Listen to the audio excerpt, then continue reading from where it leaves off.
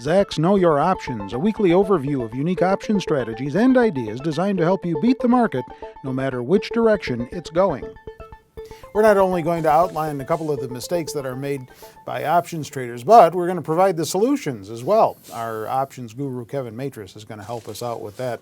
And you've outlined 3 of the top mistakes that options traders make, and you provide your solution to those mistakes, right? 3 mistakes, 3 solutions. Okay. Yeah, what's interesting is that with the market going down and people starting to get bearish, I think there's going to be an increasingly larger number of people starting to buy put options on their stocks in hopes of making money on those ones that are expected to go down further. The unfortunate thing is that there's probably going to be an increasingly larger number of people losing money on those very put options that they bought in an effort to make money as the market goes down. And it's very sad, but it's true. And whether you're buying calls or whether you're buying puts, nothing is worse than getting into an option, seeing the market ultimately go the direction you expected it to go, but seeing your option lose money nonetheless. Usually this can be attributed to some all too often made mistakes, but the good news is that there are some very simple solutions, so that is what we're going to be focusing on today. 3 mistakes and the ways to avoid them. All right, number 1 mistake. The number 1 mistake really is having unrealistic expectations, and because of this, picking very low probability stocks. I was going to name this first mistake greed, but really it's just human nature. I think that after losing money in stocks over the last couple of weeks, I think somebody may be tempted to load up on options, swing for the fences in an effort to make it all back in one fell swoop. And the problem is that I believe people will then focus in on very cheap options because you can get more of them. But when you're focusing in on these cheap options, oftentimes they will have deltas that are just so pitifully low that you're going to have to see a gigantic move in order to see that trade pay off. So the solution would be? Yeah, the solution really, here we go on the slide, the solution is that you need to focus in on options that have a delta of a minimum of 60% and preferably 70% or more. This forces you to buy a better quality option. Now, what's interesting about the delta is that the delta will tell you how much your option should move in relationship to the underlying stock's move, right? However, though, the delta can also be considered as a gauge as to what your percentage likelihood is of seeing that stock reaching the option strike price by expiration. So, for example, an option with a delta of 75%, that means there is a high likelihood, a 75% likelihood, that that stock will reach the option strike price at expiration. However, though, if you have a delta of 20%, that means there's only a 20% likelihood that that option will finish in the money. And do you really want to load up on a bet with only a 20% chance of success? I know I don't, and you shouldn't either. All right. Second top problem, not buying enough time. What does that mean? That I think is another one of the key things that people screw up on.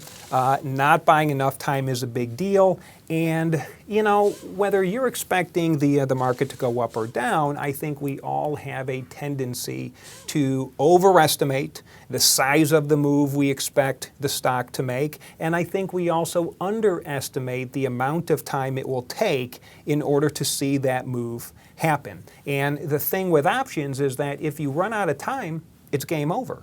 So you need to make sure you give yourself enough time in order to see that move manifest the way you expected it to manifest. So the solution is that however much time you think you need in order to see the stock do what you think it's going to do, whatever number that is, immediately add 1 extra month of time and then buy the option with that extra amount of time. And this will give you a little bit more time to see your ideas come to fruition, and more often than not, that extra little bit of time is probably going to save you. But the thing that I think most people get trapped with is that they'll look at these options, and on the surface they may think that a $500 option with, let's say, 2 months of time is somehow cheaper than a $700 option with 4 months of time. And on the surface, yeah, dollar-wise it is, but it's not the better bargain. So for example, if let's just say you had a $500 option, divide that by your 2 months, and that means you're paying $250 for each month of time that you've purchased. But if you were to take that $700 and divide that by the 4 months of time you have, now you're only paying $175 for each month of time that you've purchased, and that is the better bargain. And like I said, that extra little bit of time, which is to your advantage, will oftentimes make the difference between, making money and losing it all. All right, and top problem number 3. The third problem is that I think people have a tendency to trade options like stocks, right? Options are a derivative of a stock, so they make this mistake that they believe they can trade them like stocks, but you really can't. I am all for cutting losses, letting your profits run, and all of this stuff, but you have to realize that when you are in an option, your time is limited. So if you're in a stock, though, your time is theoretically unlimited. So if let's just say you're in a stock and the stock goes up and then it falls into a period of consolidation, or let's say it even goes through a small retracement, that's fine. You can wait it out for as long as necessary, and if the stock ultimately goes back up or does whatever you expected it to do, all is good and your gains will continue to add up. But in an option, it's very different. So the solution is that regardless of your outlook on the stock, I would say that you should consider getting out of your stock once you see it has only 30 days worth of time left. The thing that's important to understand is that options are comprised of two things. They are comprised of intrinsic value and they are comprised of time value.